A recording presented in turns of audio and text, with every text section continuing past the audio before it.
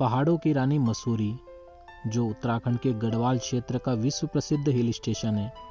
समुद्र तल से 2000 मीटर की ऊंचाई पर स्थित यह जगह हरियाली से घिरे हिमालय के खूबसूरत नज़ारों, शांत वातावरण, ठंडी जलवायु और प्राकृतिक सुंदरता के लिए जानी जाती है, जो यहाँ आने वाले टूरिस्ट को स्वर्ग सा एहसास दिलाती है।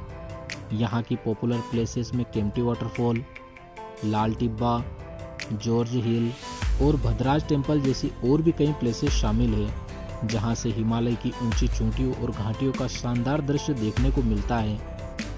तो चलिए घूमते हैं मसूरी और देखते हैं यहाँ घूमने लायक कौन कौन सी जगह है।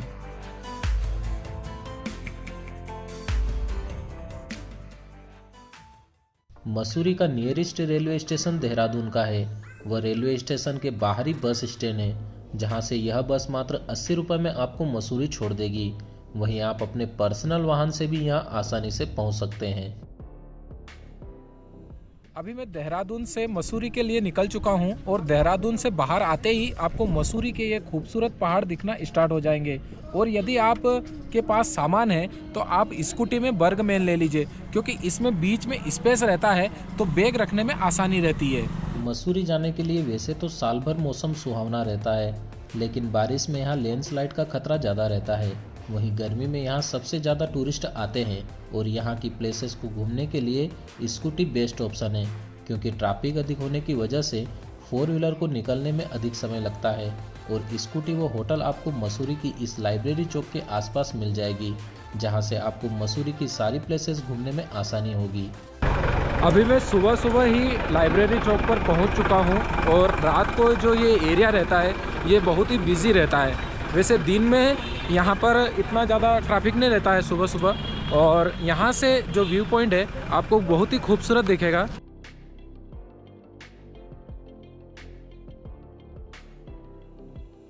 और यहाँ से मैं सुबह सुबह निकलता हूँ केम्प्टी वाटरफॉल के लिए, जो मसूरी से 15 किलोमीटर की दूरी पर स्थित है। और जैसे ही आप मसूरी से बाहर निकलते हैं तो रास्ते के दोनों ओर की फैली घाटियाँ और पहाड़ों की हरियाली इस रास्ते को और भी खूबसूरत बना देती हैं। वह रास्ते में ऐसी कई जगह हैं जहां आप रुककर इन खूबसूरत नज़ारों को अपने कैमरे में कैद कर सकते हैं। और इन खूबसूरत नज़ारों को देखते हुए मैं लगभग 1 घंटे में पहुंच जाता हूं केम्प्टी वाटरफॉल, जहां सीढ़ियों से वाटरफॉल जाते वक्त आपको कुछ इस तरीके की दुकानें देखने को मिलेगी। केम्प्टी वाटरफॉल जाते समय रास्ते में ही आपको रोपवे दिख जाएगा।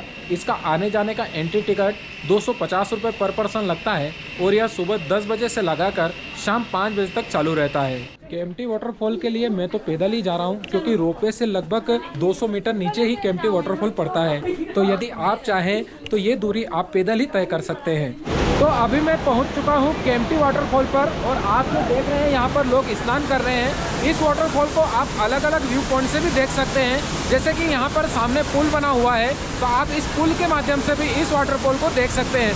केम्प्टी वाटरफॉल के नाम की उत्पत्ति ब्रिटिश काल में हुई। माना जाता है कि अंग्रेज गर्मी से राहत पाने के लिए इस स्थान पर कैंप लगाकर टी पीते थे। तब से इसे केम्प्टी वाटरफॉल के नाम से जाना जाने लगा। यह वाटरफॉल लगभग 40 फीट की ऊंचाई से गिरता है, जिसमें नहाते हुए लोग अपना फोटोशूट करवाना पसंद करते हैं। वैसे गर्मी के दिनों में यहाँ नहाने वाले लोगों की संख्या अधिक रहती है।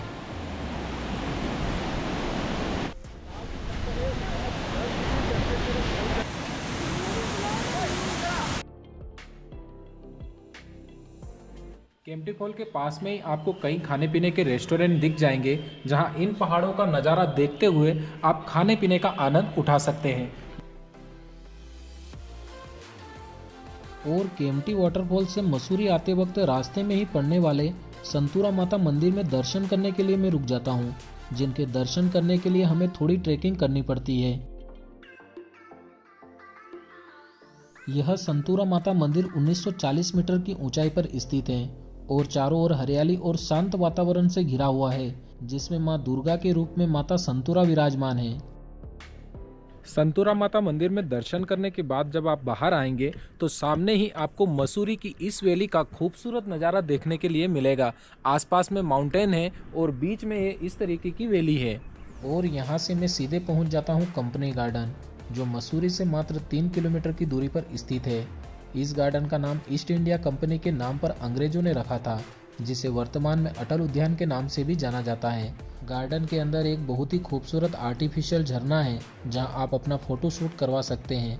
वह एक आर्टिफिशियल लेक भी है जहां आप बोटिंग भी कर सकते हैं। इसके अलावा सुंदर सुंदर फूलों के बगीचे हैं। वो बच्चों को झूलने के लिए झूले, हॉन्टेड हाउस और फूड कोर्ट भी है। वह इसके अंदर वैक्स म्यूजियम देखने के साथ और भी कई अलग अलग एक्टिविटी कर सकते हैं जिनके आपको अलग से चार्ज देना होंगे। और कंपनी गार्डन से मैं निकल जाता हूं भद्राज टेम्पल के लिए, जो मसूरी से लगभग 15 किलोमीटर की दूरी पर स्थित है। भद्राज टेम्पल जाने वाला यह रास्ता लगभग पूरा जंगल से होकर गुजरता है, जो एडवेंचर करने वाले टूरिस्ट के लिए अच्छा है, क्योंकि रास्ता बीच बीच में बहुत खराब मिलता है, जहां दो कार एक साथ सही से निकल भी नहीं पाती। बढ़ा लो।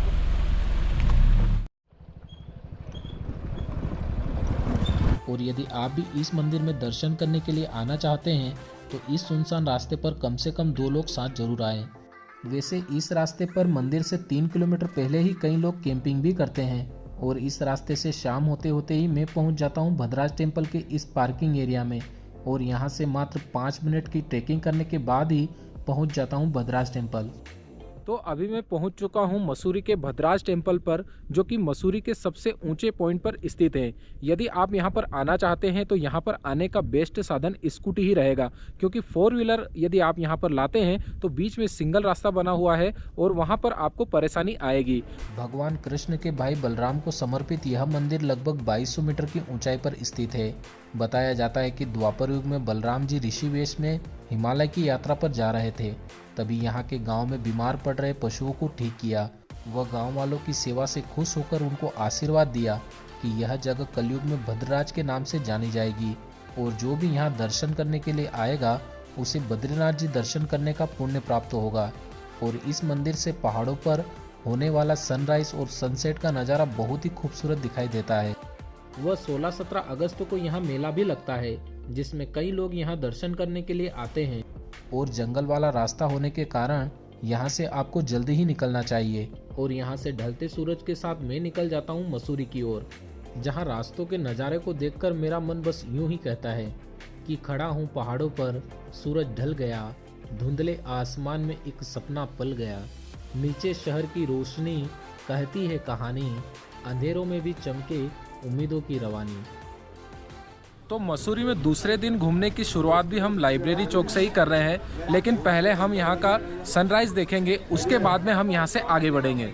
लाइब्रेरी चौक से आसपास की घाटियों और हिमालय के पहाड़ों का नज़ारा सनराइज के समय बहुत ही खूबसूरत दिखाई देता है। और यहाँ से मैं निकल जाता हूँ जॉर्ज एवरेस्ट के लिए, जो मसूरी से 6 किलोमीटर की दूरी पर स्थित है, जहाँ पार्किंग में 2 व्हीलर का 100 व एंट्री टिकट 200 रुपये पर पर्सन लगता है। और यहाँ नीचे से लगभग 2 किलोमीटर की इन खूबसूरत रास्तों से ट्रेकिंग करते हुए मैं पहुँच जाता हूँ सर जॉर्ज एवरेस्ट की वेधशाला पर, जहाँ वह रहते भी थे, जिसे अभी म्यूजियम में बदल दिया गया है।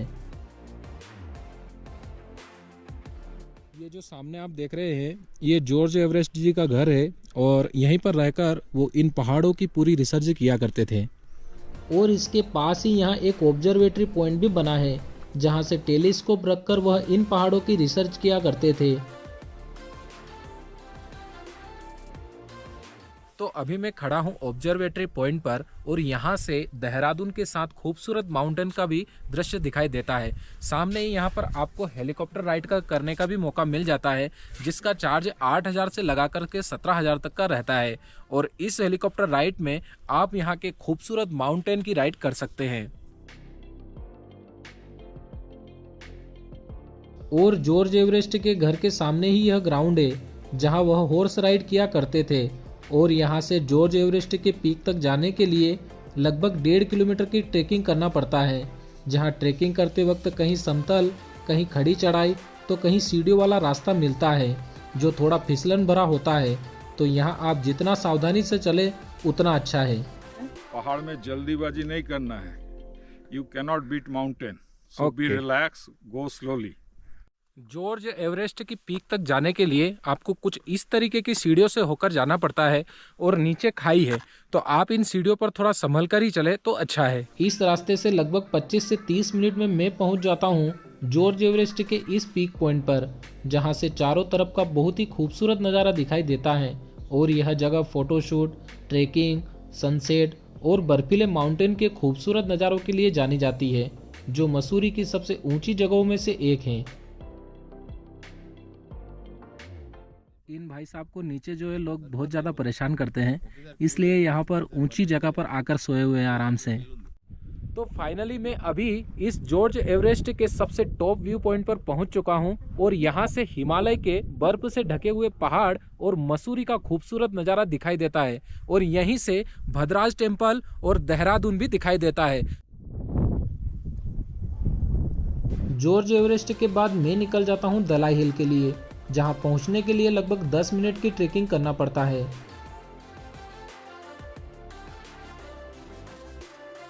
हैप्पी वैली में स्थित यह दलाई हिल एक शांतिपूर्ण और खूबसूरत जगह है। यहाँ ऊपर भगवान बुद्ध की एक भव्य प्रतिमा स्थापित है और यहाँ से आसपास के घने जंगल, हिमालय के पहाड़ों और घाटियों का सुंदर प्राकृतिक दृश्य दिखाई देता है। और यहाँ सनसेट देखने के लिए भी कई टूरिस्ट आते हैं।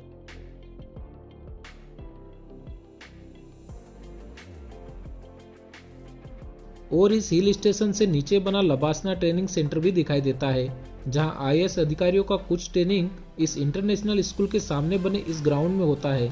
और यहां भगवान बुद्ध की मूर्ति के पीछे ही कुछ नाश्ता पॉइंट भी बने हुए हैं।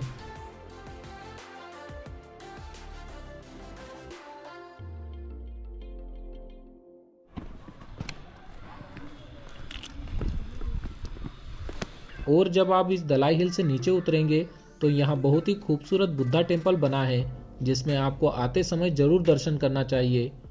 दलाई हिल के नीचे ही यहाँ पर बहुत ही खूबसूरत यह बौद्धा टेम्पल बना हुआ है और इसी के सामने ये सुंदर सुंदर पहाड़ आपको देखने के लिए मिल जाएंगे। वैसे पहाड़ तो आपको यहाँ पर हर जगह ही देखने को मिल जाते हैं। बुद्धा टेम्पल से मैं पहुँच जाता हूँ मसूरी के इस मॉल रोड पर, जो कि 2 किलोमीटर लंबा है। और इस रोड पर आप रेंटल बाइक नहीं ला सकते, या तो यहाँ पैदल घूम सकते हैं या फिर आप इन साइकिल रिक्शा से इस रोड पर घूमने का आनंद उठा सकते हैं, जो कि मसूरी का सबसे फेमस रोड है। और यहीं से गन हिल की ट्रेकिंग भी होती है, जहां इस रास्ते से लगभग 30 मिनट में मैं पहुंच जाता हूं गन हिल।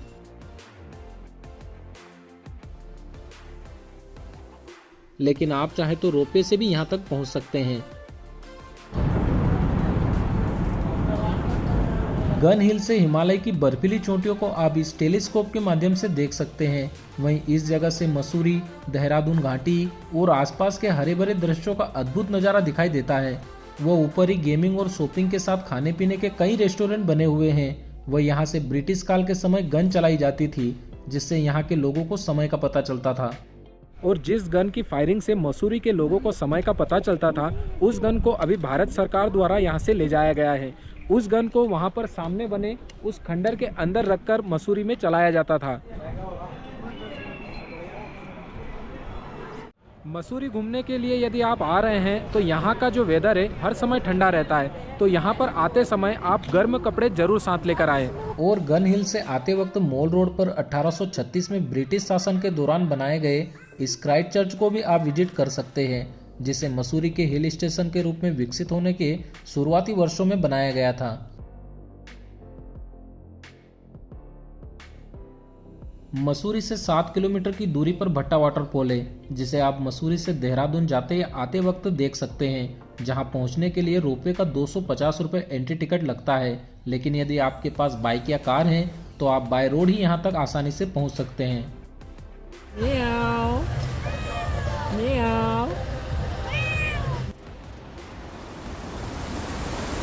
इस वाटरफॉल के बहते पानी के पास कई दुकानें हैं, जहां टूरिस्ट खाने पीने के साथ नहाने का आनंद भी उठाते हैं। लेकिन यहां नहाते समय सावधानी रखनी चाहिए, क्योंकि इस नीचे गिरने वाले झरने के ऊपर भी एक टूरिस्ट पॉइंट है, जहां से नीचे पत्थर गिरने की संभावना रहती है। लेकिन भट्टा वाटरफॉल बहुत ही खूबसूरत और शांत जगह है, इसलिए यहाँ आप जरूर आएँ।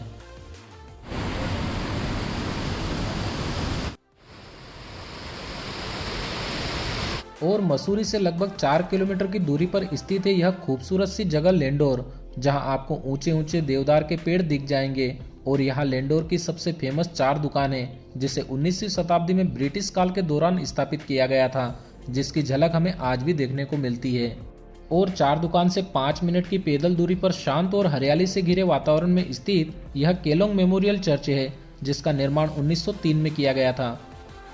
और यहाँ से आगे मसूरी का सबसे फेमस लैंडोर बेक हाउस है, जहाँ जाने वाले रास्ते बहुत ही खूबसूरत हैं। और इस बेकरी हाउस का इतिहास 19वीं शताब्दी से जुड़ा हुआ है, जहाँ ब्रिटिश सैनिकों और स्थानीय निवासियों को गुणवत्तापूर्वक बेकरी आइटम मिलता था। और आज भी यह अपनी विरासत को संरक्षित करते हुए आधुनिक स्वाद और पुरानी शैली का मिश्रण प्रस्तुत करता है। शायद उसी स्वाद को चखने के लिए यहाँ लोग बाहर वेटिंग में खड़े रहते हैं। और यहाँ से मैं पहुँच जाता हूँ लाल टिब्बा पर।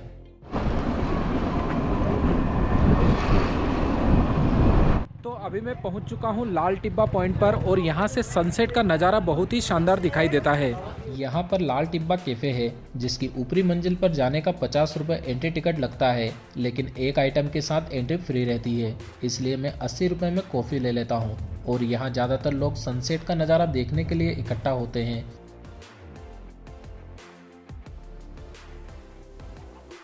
वह यहाँ ऊपर एक दूरबीन भी लगा है, जिससे आप नंदा देवी और कंचनजंगा जैसे हिमालयी पर्वतों का नज़ारा भी देख सकते हैं, यदि मौसम साफ रहा तो। लेकिन यहाँ से सनसेट का नज़ारा बहुत ही खूबसूरत दिखाई देता है, जिसे आप यहाँ खाने पीने के साथ एंजॉय कर सकते हैं।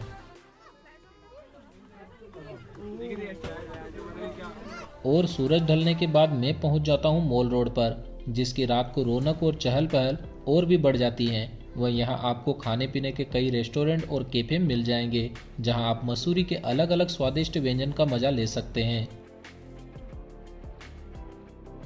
और मॉल रोड से नीचे झांकने पर आपको दूर दूर तक फैली देहरादून घाटी की बहुत ही खूबसूरत टिमटिमाती रोशनी दिखाई देती है। वह यही रौनक और सुकून भरी रातें सभी को यहाँ बार बार आने के लिए प्रेरित करती है। और क्वीन ऑफ हिल के नाम से मशहूर मसूरी की इन सारी प्लेसेस को कवर करने में आपको 3 डेज और 2 नाइट का समय लगेगा, जहां घूमने का बेस्ट ऑप्शन स्कूटी का है, लेकिन आपकी स्कूटी चलाने की स्किल अच्छी होनी चाहिए। यहां आने के लिए वैसे तो साल भर मौसम सुहावना रहता है, लेकिन गर्मी और छुट्टियों के दिनों में यहां ज़्यादा टूरिस्ट आते हैं, जिसके कारण होटल और स्कूटी का रेट थोड़ा बहुत ऊपर नीचे होता रहता है। वह यदि आप 2 लोग मसूरी घूमने के लिए आ रहे हैं तो आप पर पर्सन 4 से 6 हज़ार रुपये के बीच यहाँ आसानी से घूम सकते हैं।